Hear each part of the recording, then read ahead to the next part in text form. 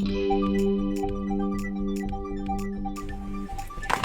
à tous! Aujourd'hui on se retrouve pour une vidéo un peu spéciale, c'est une sorte de Draw This in Your Style, donc dessine ça dans ton style pour les non-anglophones, qui est réalisé à partir d'une illustration vintage d'un livre pour enfants, La Maison que Pierre Abacci, illustré par Simone Hall. Alors je ne connais pas du tout Simone Hall à part sur ce livre, qui est un livre que j'ai acheté il y a quelques années et que j'ai retrouvé là pendant les vacances d'hiver, et je me suis dit ah ça serait super sympa de faire un peu une sorte de challenge sur la chaîne où je reprends en fait cette illustration et je l'adapte un petit peu dans mon style pour en faire quelque chose qui en fait fait hommage un petit peu à l'illustration originale et qui reprend cette esthétique donc d'aplat qu'on retrouve vachement dans ces années-là et notamment dans les œuvres de Simone Hall. Donc voilà.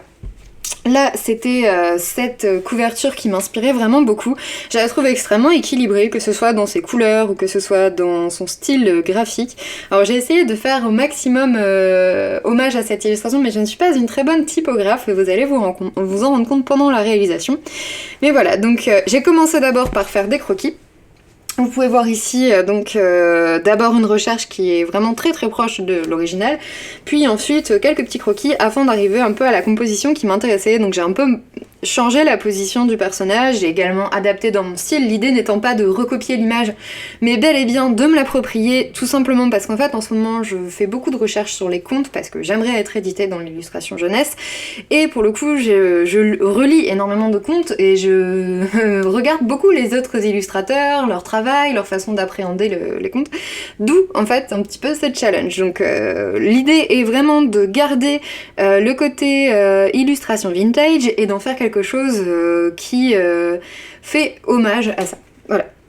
Donc vous allez voir là que je suis partie donc sur un petit crayonné et que j'ai ensuite travaillé à la gouache.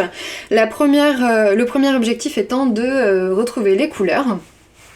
Donc une fois que les couleurs sont trouvées, ça peut prendre un petit peu de temps, notamment avec des couleurs très précises comme sur cette illustration. Ce qui était difficile en fait, c'était de produire assez de gouache, enfin d'avoir assez de mélange, parce que comme c'est des mélanges très opaques et très homogènes, bah il fallait pas qu'il y ait trop de variations en fait dans la gouache finale. Puis ensuite j'ai commencé à peindre. Voilà, j'espère que ça vous plaît, je vous laisse avec un petit peu de musique et puis on se retrouve pour un petit débrief à la fin.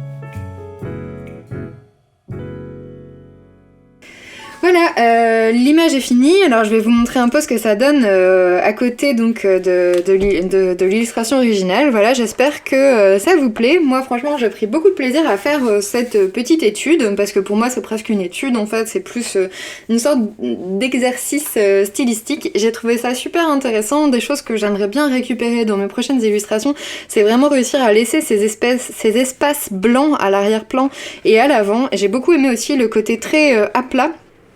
Je sais pas si vous le voyez bien, mais je trouvais ça très intéressant. J'ai tendance à travailler la gouache avec énormément de détails et énormément de précision.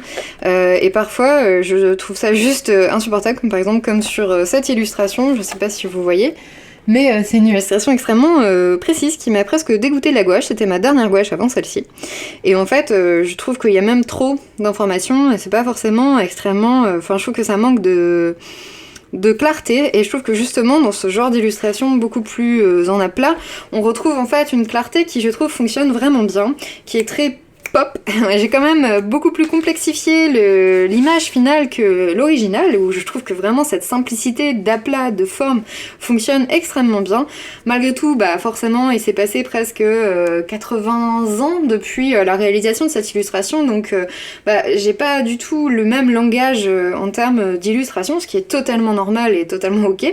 Mais voilà, j'ai trouvé ça vraiment fascinant, et écoutez, je pense que ça m'a apporté beaucoup, et je pense retravailler sur cette palette de couleurs donc que j'ai notée ici, parce que j'ai trouvé ça j'ai trouvé que c'était une couleur qui fonctionnait vraiment des couleurs qui fonctionnaient vraiment très bien ensemble. J'aime bien aussi le fait d'avoir rajouté des aplats noirs à la place de l'ombré qui est en texturé, parce que c'était pas quelque chose que j'appréciais énormément dans l'illustration de base. Je trouve que le côté 100% à plat fonctionne aussi pas mal, et j'ai vraiment bien aimé travailler donc sur ce thème. Si cette vidéo vous a plu, n'hésitez pas à me l'indiquer dans les commentaires, j'essaierai peut-être d'en refaire parce que j'ai beaucoup d'autres livres dans ce style, parce que j'en avais beaucoup pendant une période, alors j'en ai des beaucoup plus anciens avec beaucoup de choses, et je trouve que c'est vraiment des livres qui me fascinent totalement. Je sais pas si vous avez des vieux livres chez vous, mais si vous les regardez, vous verrez que l'illustration c'est quelque chose de vraiment intéressant, parce que notamment dans ces années-là où il y avait forcément l'obligation de travailler uniquement en traditionnel, on a quand même eu énormément de types d'illustrations et de styles différents qui se sont développés à travers les âges. Et ce qui est rigolo, c'est de voir que ces styles sont aujourd'hui parfois encore des styles qui fonctionnent. Moi, ça me fait beaucoup penser à des abécédaires que j'ai vus par exemple il y a quelques temps en passant dans le rayon jeunesse des plus jeunes, sauf qu'aujourd'hui ça va pas être exactement les mêmes techniques.